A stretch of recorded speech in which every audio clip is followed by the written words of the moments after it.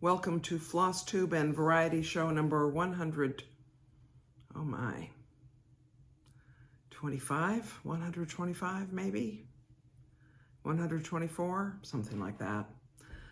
I don't know that, but I do know that today is Friday, August 23rd, and I am Emily Williams in Chapel Hill, North Carolina. Thanks so much for joining me. Flosstube means cross stitch and variety show means something else, so let's discover. We'll learn later what that is, but let's look at some cross stitch. I'm going to have some disclaimers as we go along, but this is Bethlehem. Here's the chart, the cover. I'm working on this on the third weekend of each month, which was last weekend, under the hashtag Nativity Sal, as a way to do Christmas themed stitching throughout the year. And you see, I got the entire stable and Mary and Joseph done and just started on the hillside beyond them. Now I didn't, so here's where this is. So if you look at this picture, so I did the stable and you see what's beyond is another sheep and a palm tree and a bunch of stars. And also missing are a bunch of stars throughout. Or, yes, stars. They're not snowflakes because we have a mixed idea of what the weather was like. But isn't that just, I really like this. Now, here's a couple of things. One is, when I started last weekend, there were 1,500 stitches left, which I thought maybe I could finish this last weekend. I just couldn't do it. So I have around 600 stitches to go. But that is very doable. I can definitely finish this the next time it comes out, which is the third weekend of every month. So it would be the third weekend of September. The second thing is that I have a lot of the stars to do, and I'm going to do them because I think it absolutely is necessary. But I'm going to point out, I'm showing you my back, that I carry the thread because, friends, first of all, this is pretty tight woven Lugana. It's probably, I don't know, I've never actually measured it. I'm gonna guess it's 32 count. And the thread, it's darkish, so I don't think the thread carrying will show. And I'm not sure what I'm going to do with it. It's hard to picture framing it, but I don't know for sure. So I have, you know, a little more to go. The hillside and the palm tree and some stars over there. And I have not put the baby Jesus in the manger, nor have I put this little long stitch star. Now, one of the reasons I didn't is because I thought, well, it would be kind of cool to finish by putting that in. My last stitches be putting Jesus in the manger. But I also thought maybe I would stitch Jesus in a different color. I could picture doing it in gold, not in shiny metallic gold, but a gold colored DMC. You have any thoughts on that? I mean, my original plan was to do it all, the whole thing in this color, which is a color. And I'm sorry, I don't know. It's 3755 or something. But it does occur to me that I could do Jesus in a different color. I don't know. I don't usually do that kind of thing. I usually, one of my mantras is trust the designer. Anyway, there that is for sure. The next time I show that, it'll be finished. And you may wonder, so do you have plans for what you're going to work on next for Nativity Sal? Yes, as a matter of fact, I do. I think I'm going to work on this. This is called Dream of a Winter Garden by Modern Folk Embroidery. This was a special gift chart given to participants in the first holiday countdown, I think it was called, the collaboration between Modern Folk Embroidery and Evertote and Roxy Floss Co. It's not very big. It's 141 by 101. And it was designed by Jacob to use the threads from what was supplied for that year's project until they ran out, and then if they ran out before you were finished, make a substitution, which would be in keeping with how stitching was done back in the day. And I just really like this sampler. And so I've kept it in the project bag with this nativity cell, with two different nativity cell projects that I've had in mind that I think I might want to stitch. Now, it isn't technically Christmas, but it's a little bit Christmas. It's wintry. And if I do it as a nativity cell weekend piece, I would do it on that same schedule, probably just the third weekend of every month.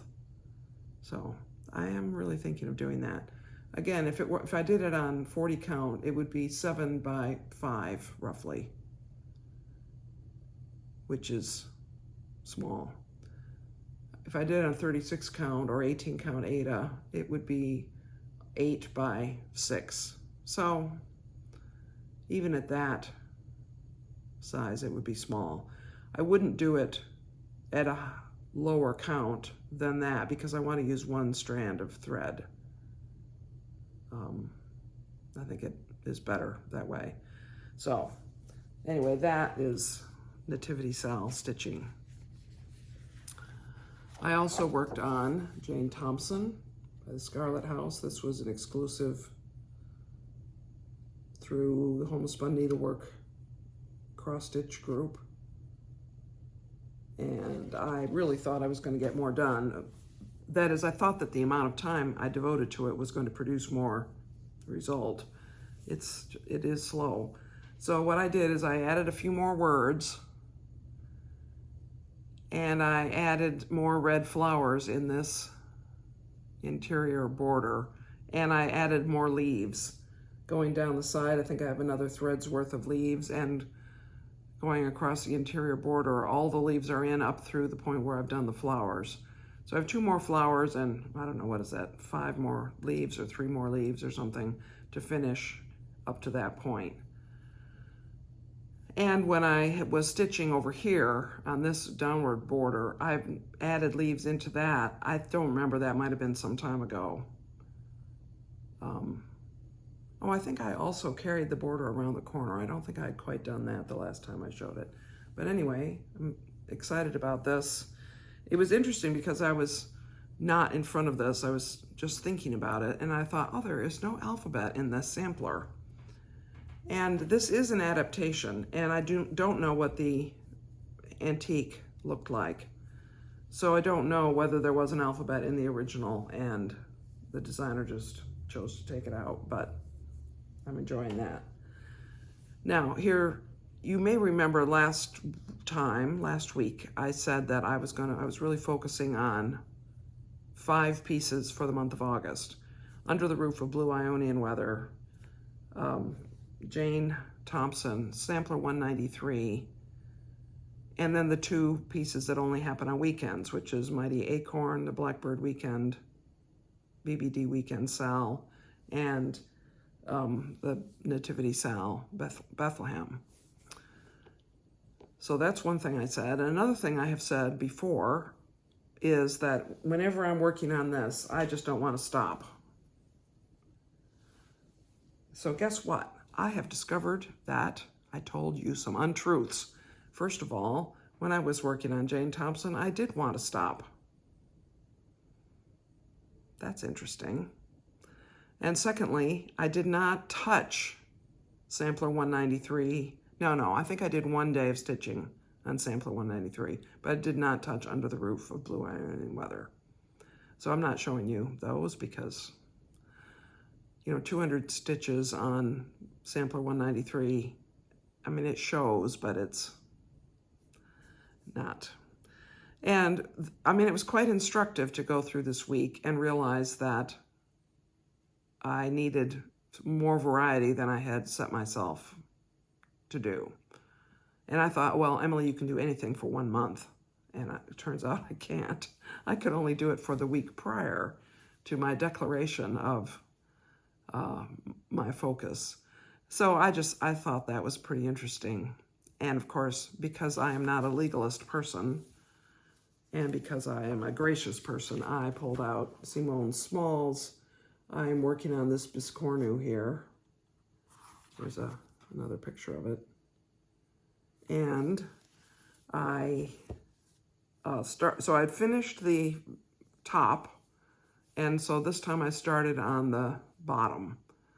And the main difference between the top and the bottom is, there are two differences. One is that the bottom has more open spaces where there are no stitches and where the top was filled in. And secondly, the bottom uses one strand of thread, whereas the top uses two. This is 37 count Russian tea cake by Legacy Linen. And if you've worked with Legacy Linen before, you will know that it's kind of stiff and has a lot of body and firmness to it. And what I found is that 37 count, which is not different from 36 count really, with two strands of Roxy Flosstube, called 11 More Points, I think, something like that, was hard. It was harder work than I realized. I think it looks nice, but it was sort of hard to stitch, whereas one strand is just beautiful to stitch, and I think it looks nice also. I was also concerned that it wouldn't be very much of a contrast. The difference between one strand and two strands wouldn't be that big a deal. I think it really is. So I'm pleased with that, and of course that proves, again, trust the designer. Now, of course, the designer said to do it on 32 count linen, which I am not doing, but that's all right. I am enjoying that.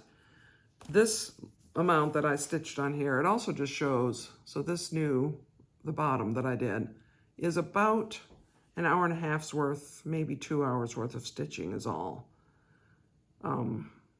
And I'm possibly a quarter of the way through that. So I feel as if it's going to go pretty fast.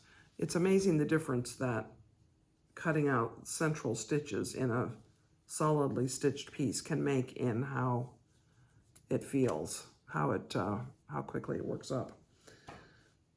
Now, that is all the cross stitch I have to show you, which I feel guilty about. I feel like that is just not enough, Emily. You are a slacker. But I wanted to just give an explanation of something else that happened. I started to get some pain in my right arm that I felt was tendonitis stemming from my wrist. And I decided that it was probably due to knitting. It's hard to picture that it could be due to cross stitch because I've been cross stitching at a pretty steady rate over the past few years, but knitting in the past month has really been ramped up. So one of the reasons I don't have more to show in cross stitch is because I actually took a day off, didn't do any of those things.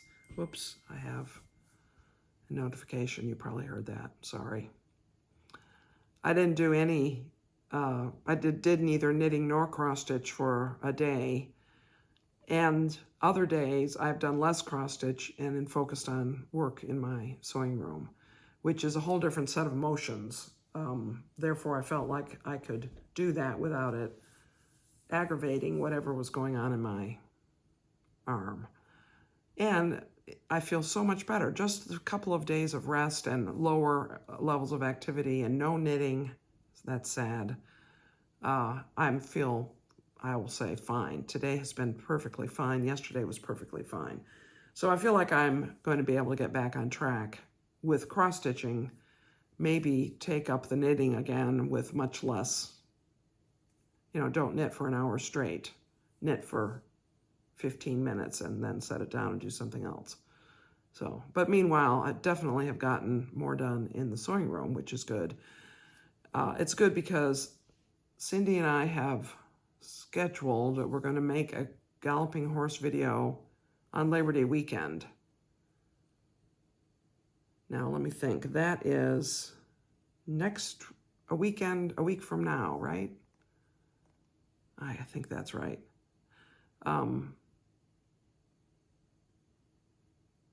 Yeah, September 1st is a Sunday, I believe. I mean, I could look. Why? What an idea, Emily. I have a calendar right here. I think that September 1st is a Saturday. Yeah, so Labor Day weekend is next weekend. So we are going to make a galloping horse video that weekend. Next weekend. And so, but I probably will show you what I've been working on, but it's just not very interesting. But because otherwise I won't have much to show you, I probably will show that. Cindy has things though, because Cindy does a lot of that. Oh, Cindy will have some cross stitch to show also. Won't you, Cindy? Anyway, so so next week, there will be a cross stitch video, I believe. And we'll put together a galloping horse video that will go up during the following week. And then I might not do a cross stitch video that following week, which would be around the 5th or so of September, because of some things going on. So I'm not sure exactly what will happen in the coming weeks. But anyway, it's time to move to the variety show. It's been a while since I've talked about books. I think. Maybe it hasn't. But I wanted to talk about books because a few weeks ago, my friend Sonia, who watches these videos sometimes, sent me a link to the New York Times, the Reader's Best 100 Books of the 21st Century list that they had published. And that was in response to the Publisher's Best 100 Books of the 21st Century list. Because readers apparently said, but why? Why are these people on it? Why are these people not on it? My favorite author isn't here. My favorite book isn't here. And so there was another list created. And you should, if you're interested in this kind of thing, I actually like looking at lists. And you can easily look these things up online. And not only is there the New York Times lists, there's other publications that do best of kind of lists. Always, I think, interesting. Sometimes interesting because you just wonder why would these people have made it onto such a list? And sometimes it's interesting because of the kind of group that was surveyed and kinds of books that they chose. So I think the New York Times readers are pretty erudite and probably like me in some ways. So I think their list is probably good. So I'm not going to read you the whole list because it's 100 books. But I am going to comment about a few aspects of this list that were interesting to me. So the first book on the list is Demon Copperhead by Barbara Kingsolver. Now, our book club is reading that book for our October meeting. Yes, that's right.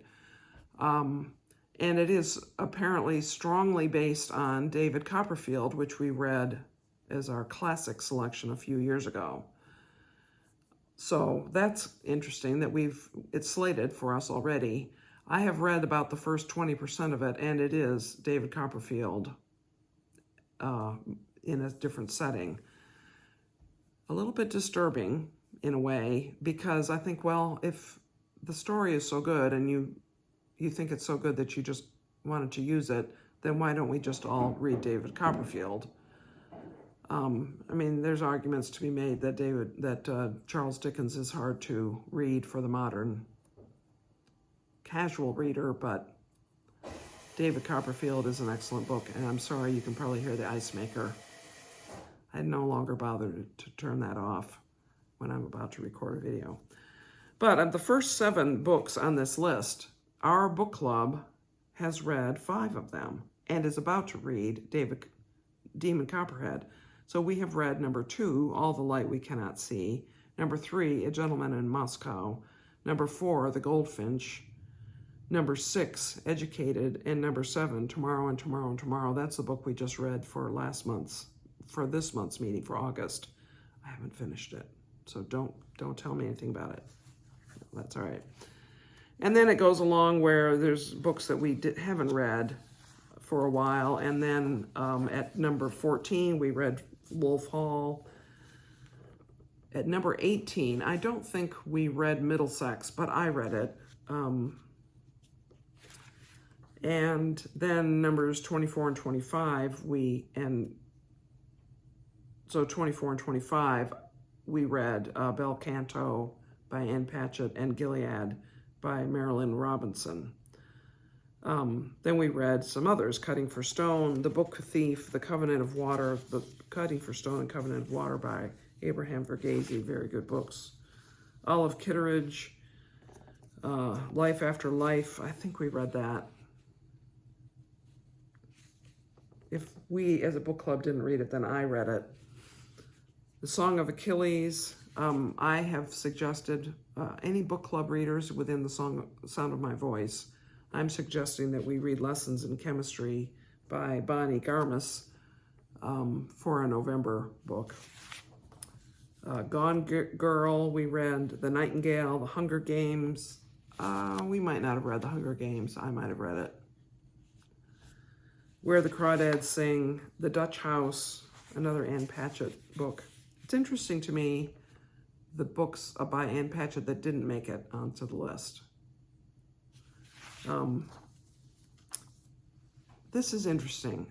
Number 73 on the 73 on the list. Harry Potter and the Deathly Hallows. That's the 7th book, I believe. The last book, or is it the 6th book? It's been a while since I've reviewed my Harry Potter. I'm so interested that that made it onto this list. And other Harry Potter books didn't. The Lincoln Highway, we read. Tom Lake is on our docket for September. That's by Ann Patchett also. When Breath Becomes Air, I think our book club hasn't read it, but I've read that. A Life of Pi, we read a few years ago. Drive Your Plow Over the Bones of the Dead. Now, I had mentioned that, I think, in a Flosstube before. The author, Olga Tokarczuk, she is Czech, maybe. I believe she won the Nobel Prize for Literature, which is a prize given for one's body of work, not just a particular book, but this book is by her, and I think it's supposed to be really good. Remarkably Bright Creatures, and a Mad Called Ova, which is number 100 on this list.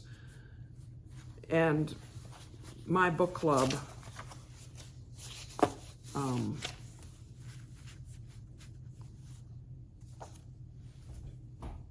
I would say, found the books I've just listed, most of them to be quite discussable, which is the main thing that makes a good book club book. You don't have to like the book.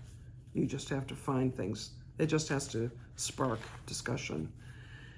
And some of these are among our favorite books that any one of us that you would interview would say. For instance, Bel Canto, Gilead, The Gentleman in Moscow. Those are really high on our list of books that we've enjoyed reading.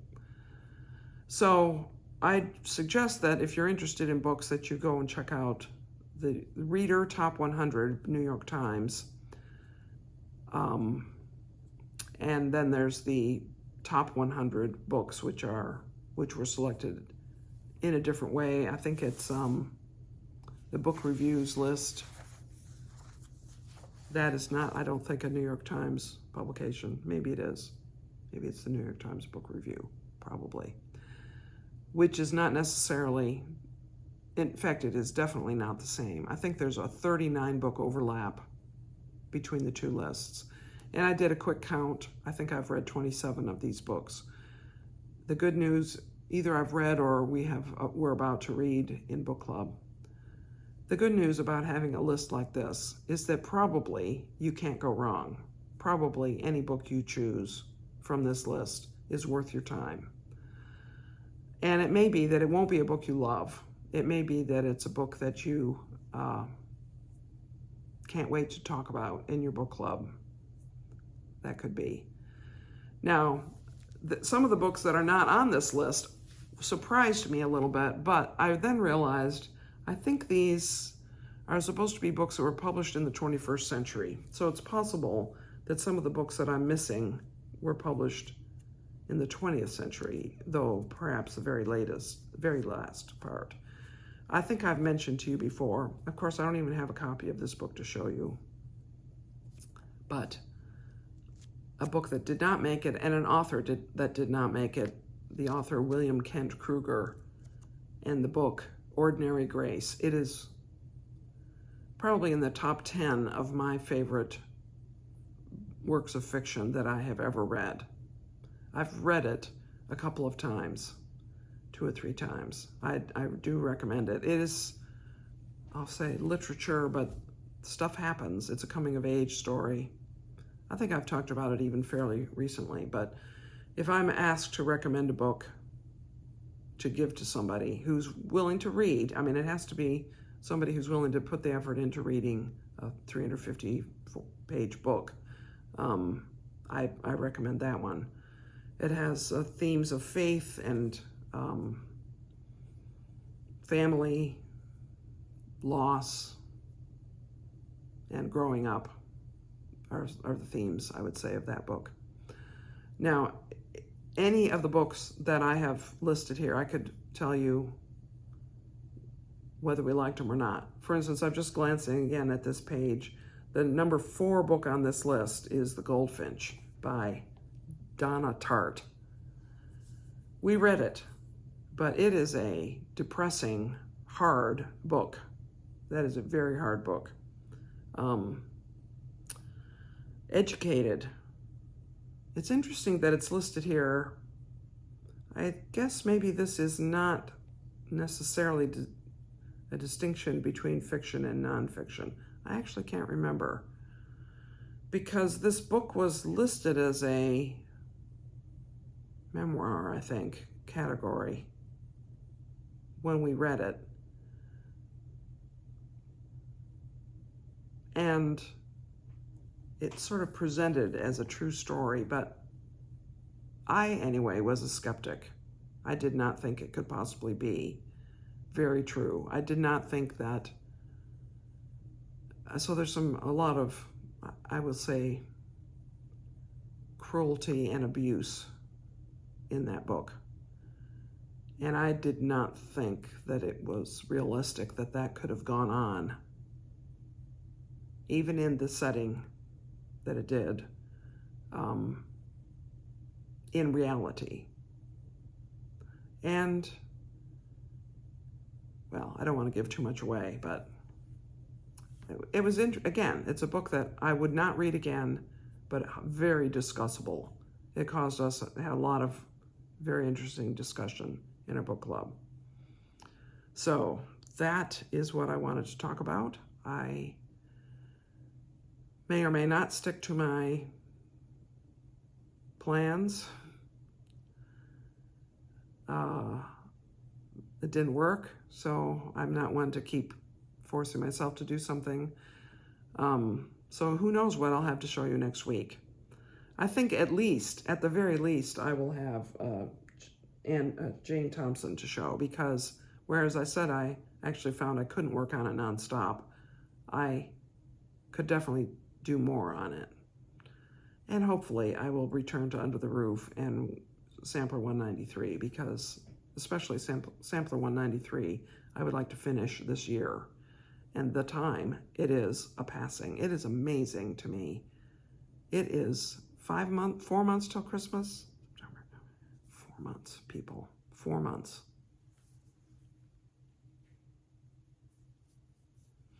4 months.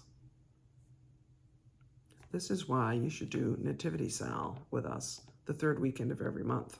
Leslie, Teresa, and I, and maybe some of you quietly are doing it, because it means that you're focusing on the holiday-themed stitching far enough in advance to finish and frame something that will be ready for the holidays without devoting the whole month of June to it, which I don't really do.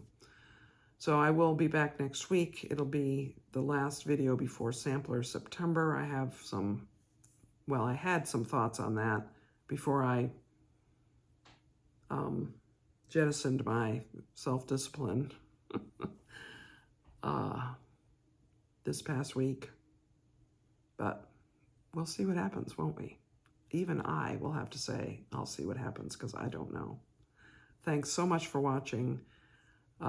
If you are a new viewer, you haven't watched this before, haven't watched these videos before, I hope you found something interesting, enjoyable. Normally, as I say, normally I have at least somewhat more stitching to show. Thanks to all of my returning viewers. I love the comments. I have a good time reading your comments and responding. And so far, I can respond to every comment, I hope, with some significant interaction, because I really enjoy it. The comments are actually one of the most fun things for me about making these videos, so thank you for that. And many blessings to you, friends.